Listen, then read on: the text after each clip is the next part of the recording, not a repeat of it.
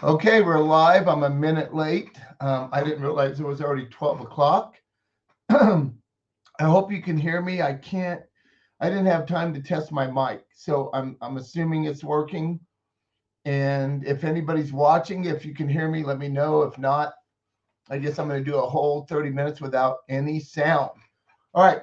So today we're going to talk about smoke odor removal, not only in homes or businesses, but also in automobiles. Okay, and the proper way to do it with the products that we sell, and a lot of you have used for years and years now, and how well it works. So we all know that a lot of us do smoke odor removal. When I say smoke, it doesn't matter if it's marijuana, cigarette, pipe, cigar, smoke. It doesn't matter what the smoke smell is.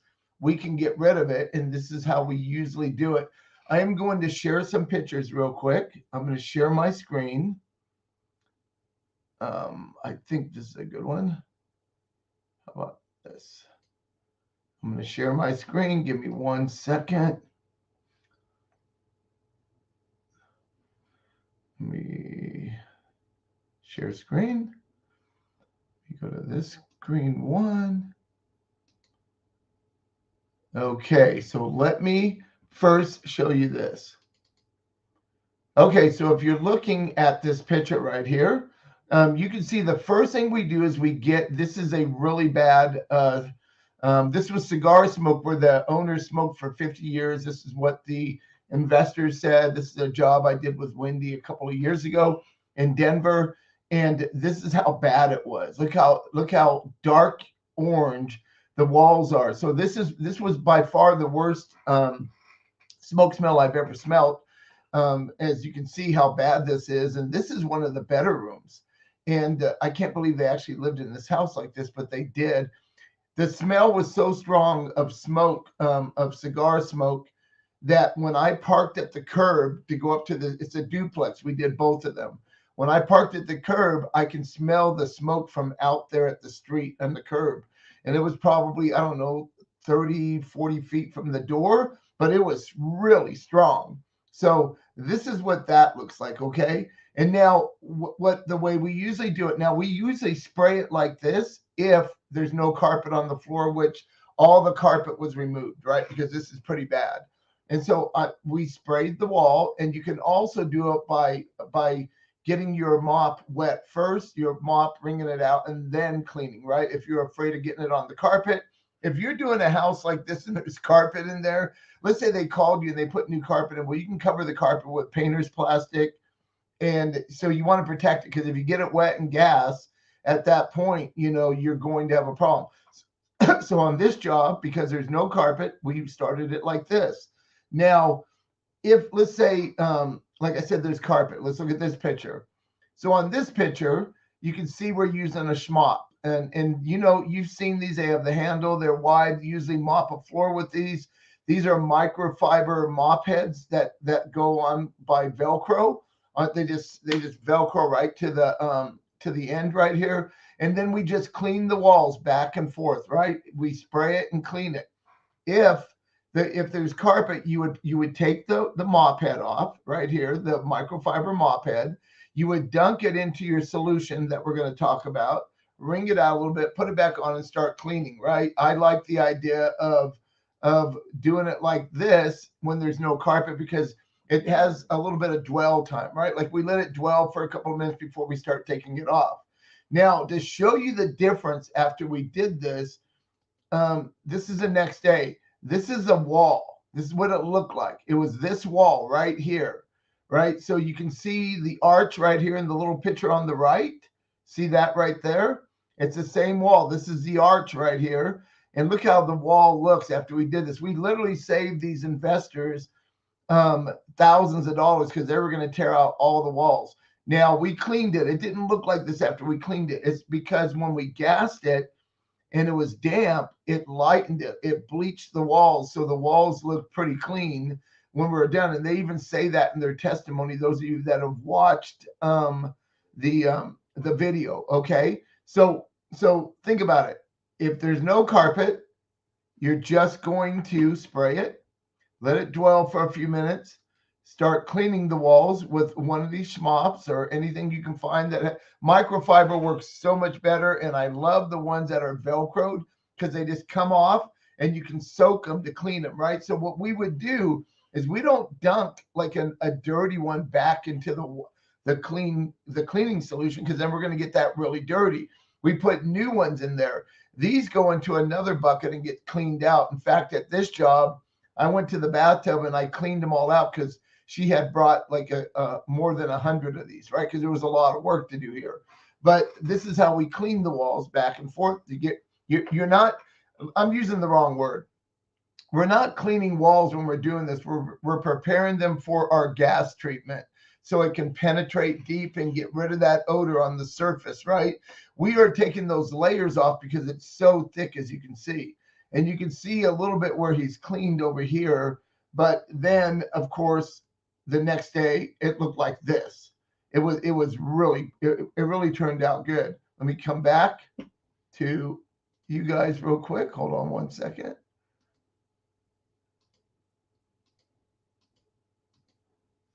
Okay. All right, I think you can see me. All right, I'm back. All right, so you saw the how we do it. So the first thing we got to do is clean all the walls, and not just the walls. You want to clean the cabinets also. So any surface that could have tar on it. A lot of people call it nicotine. That's not what's on walls. It's tar. It's tar buildup from smoking. And when you do it long enough, right? Because a lot of times we get called on jobs where somebody smoked for like 10 years plus. This was 50 years. My first job doing a cigarette smoke odor, if you guys ever watched the videos on the websites that we built, the testimony, the real estate agent saying that he inherited the house from his parents and they smoked 50 years. There's something about you get to live 50 years if you smoke, I guess, beyond that or something. Who knows?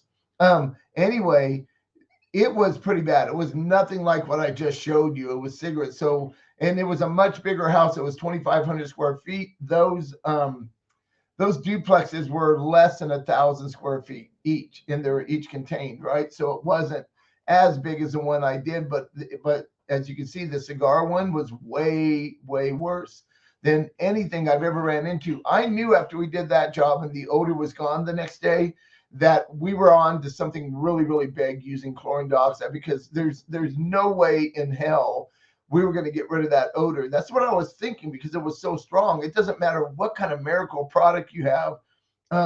There are times that something's not going to work. You just don't know, but it worked in there and it worked great. And they gave a testimony and actually were able to sell that place several months later after they remodeled it, right? So they didn't have to take the walls out. They were going to spend thousands doing that. We saved them all that money by cleaning, by getting the walls ready for the gas and gassing it. And the next day there was no smell, because I'm the one that went back to the job, right? Because I wanted to get some more pictures for our video and for that. And I couldn't believe when I walked in, not only did it not smell like it, but I couldn't believe what the walls looked like. And then I figured out at that point, well, the walls turned lighter because they were damp, because we were cleaning them. They were really damp still. So the chlorine dioxide gas penetrated. So chlorine dioxide does this. It's water loving. So if there's moisture in those walls, it's going to head to those walls and try to really penetrate into that water. It wants to be in water form. It doesn't want to be a gas. So it's going to really concentrate those walls where a lot of smell was coming from, because we already had removed the HVAC system was removed, and so was the carpet and the pad and all this. And then of course they sealed everything when we were done. Even though the smell was gone, they didn't want it to come back. But the process was that we go in, we clean the walls, cabinets, any kind of surface that could have tar on it. All right, so we take that layer off. So we're preparing it. Don't ever think you're going to make it look brand new, because you're not. The wall is stained. We got lucky on this one because the gas actually bleached those walls back to where they were almost like, a cream color. It looked really good. And in fact, when you watch the video, the owners are talking about how good it looked. They couldn't believe how good the walls looked, almost brand new again, right after we got done. So they couldn't believe the process. And chlorine dioxide gas is a oxidizer, so it bleaches, right? So that's why you don't want carpet wet when you're gassing a home or an automobile, because it has a potential of bleaching that carpet because it's oxidizing that water, right? If it's dry, you're not going to have any trouble. As you all know, we haven't had very little trouble. So it's getting the tar off as good as we can on surfaces, right? First. Then what you're going to do after you do that and you're ready to gas the house, right? You're ready to do that.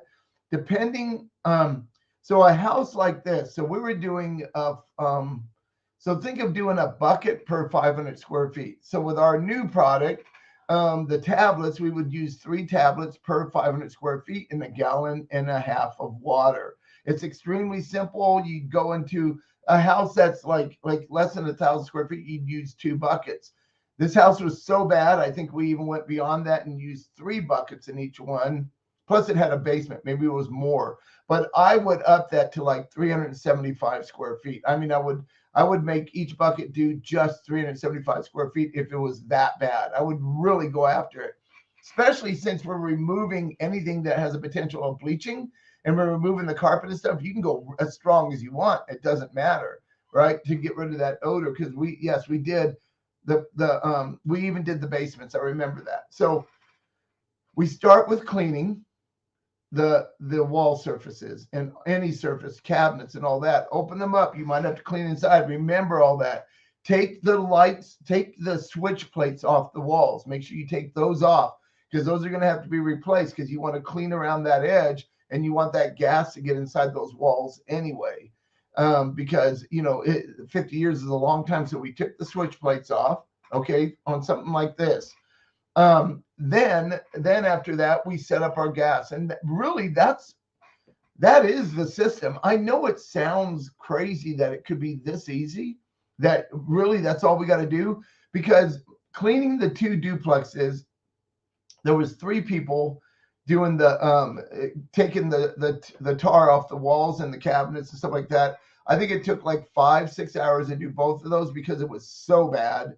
We had to go over it a few times. It was unlike anything I've ever seen. Most of the time, it's one time going over it. You're just getting that top layer off. You're opening those pores, right?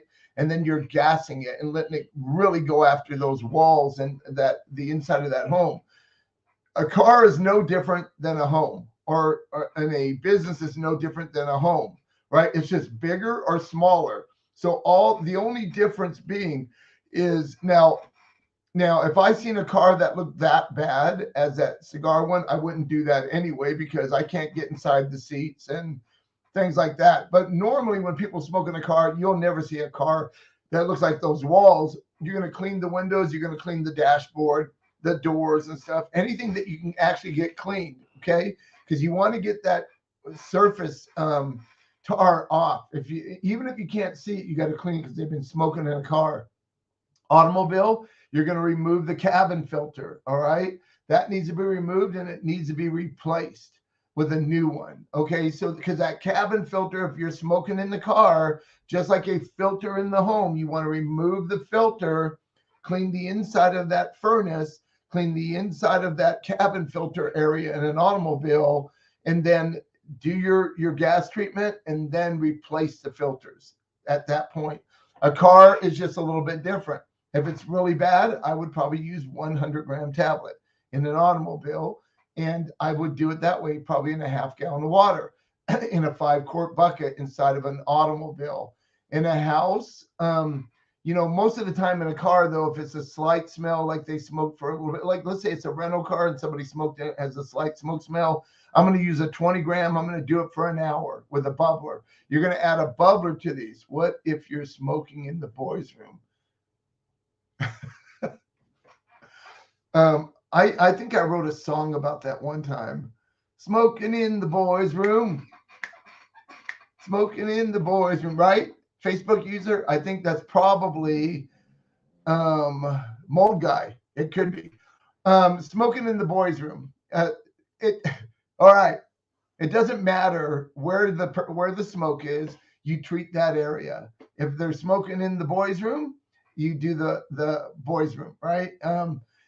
But here's the thing about smoke. If there's an HVAC system in this home, in this business, in this automobile, which most places have HVAC systems, that smoke smell has gone through the HVAC system and gone throughout the house. Even though they spend all their time, oh, big time, yeah. Even though they I gotta quit reading the comments while I'm talking because it takes my train of thought away from it. Okay, here we go. Man, I forgot what I was saying. Quit. Hey, don't write anything, Facebook user, for a minute. Let me concentrate here.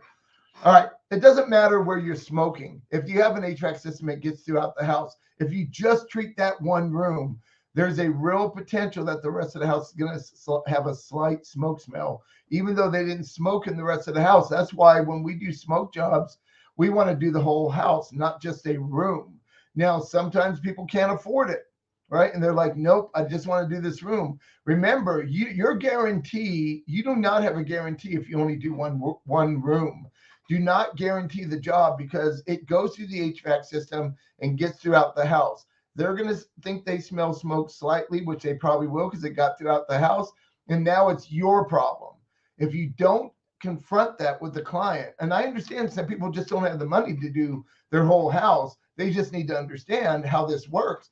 The smoke doesn't stay there. I can light a match in my room and blow it out, and the sulfur smell. I can go upstairs, and I bet you in like 20 seconds or so, I can smell it if my HVAC system is on. I will smell it in another part of the room because air travels. It doesn't stay in one place.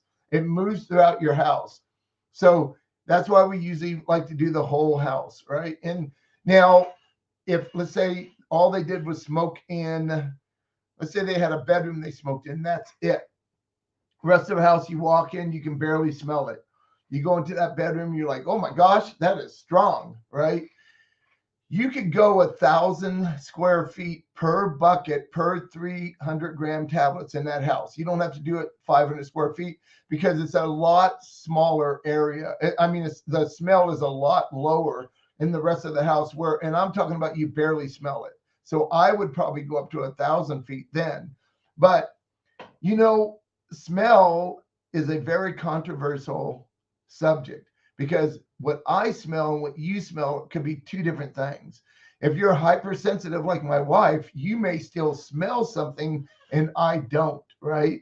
So sometimes it's just better to go all out, do the very best you can, go as strong as you can so you know you've gotten it completely, because there's nothing worse than having to come back again. Because our clients have to leave their homes overnight because we're running these machines. We're doing our gas off overnight, like all day and overnight, because it's penetrating. Remember, we're getting rid of 50 years of smoke in 24 hours. So if a client's upset about that, we're having to reproduce 50 years of smoking to take it away. It takes 24 hours. You go strong, you let it, even though our gas is depleted out of the buckets, right? Like maybe 6, 7, 8 hours completely. Like the buckets are clear. That house, that car, that business is still full of gas because it's been gassing. So that needs to dissipate. It has a short half-life, chlorine dioxide does, but it takes about 12 hours and it's pretty much burned itself up completely where it's gone, right? It's gotten all the organic matter it can. It's taken care of all the odors because usually when you go back the next day, you don't need a respirator. So what happens when a client has to stay in a hotel, right? And then you come back and it still smells and they got to stay in a hotel again. That's not a good thing, is it? That's a, so we don't want that. So make sure when you're talking about warranties, you understand that the warranty only works if you do it your way, like you do a complete job, because you can't warranty if you do one room and it's a slight smell in the rest of the house. Do they say so that smell will get back? The slight smell will get back in that room because it moves around with air current, right? So, you can't have a guarantee for that, and most people understand that logic because it's very logical, right? That's how it works. We got to do the whole house. It's going through the HVAC system. We're running the HVAC system while we're doing it. That's how we give 100% guarantee, right? We do it that way. So we're going to clean. right? We're gonna not clean. We're gonna prepare the walls by doing the best we can. You're never gonna get it clean. The word clean, I made a mistake of using that word one time, and they said, "Oh, it's not clean," and I said, "No, it's stained. That's not going to come off." And they're like, "That's not what you said. You said clean." So be very careful on the words used, because we're not necessarily, we're cleaning off those layers, right? But we're just preparing the wall for the gas. They're still going to have to paint if they're that bad. Like, there's no way to get it. Like we got lucky on that job because they were just wet enough. Enough gas was hitting it where it really lightened those walls, which was pretty cool. We don't see that on every job, but it does happen. All right. So after you prepare the walls and the cabinets, make sure you're getting everything. You need to look at everything, the refrigerators, the appliances. Do you need to move those appliances out? Did it get into the motor? If they smoke that long, it's in everything. Remember that. There's certain things that you can't even get to. So you got to be very cautious, and you got to understand all this stuff. It's like when you do curry and they're cooking with Indian spices in a kitchen, and they do it for years and years and years. That curry smells real strong. I happen to like it. I love Indian food. But when you're buying a house or you're renting a place, you don't want it to smell like that. You may not like curry smell. So we got to get rid of that. But that curry also gets into the motors and into the vent system of the vent hood. So there's a lot of things that we got to think about when we're doing these jobs, right? But as far as smoke goes, you don't need to worry about vents and all that. You do the smoke, you prepare the wall, you gas it, and that's pretty much it, right? You're done. The next day, you got to be aware of the appliances. Some of those have to be removed, replaced. Does it smell? Because you might come back in and still smell something, and you did everything you can, and it could be you didn't take the switch plates off, it didn't get in the wall enough, right? It's in an appliance that you didn't get to enough, or something, right? It's in furniture or something like that. I know I always walked away from cigarette smoke, any type of tobacco smoke jobs. Yeah, I'll talk about that, Kayla, in 1 second.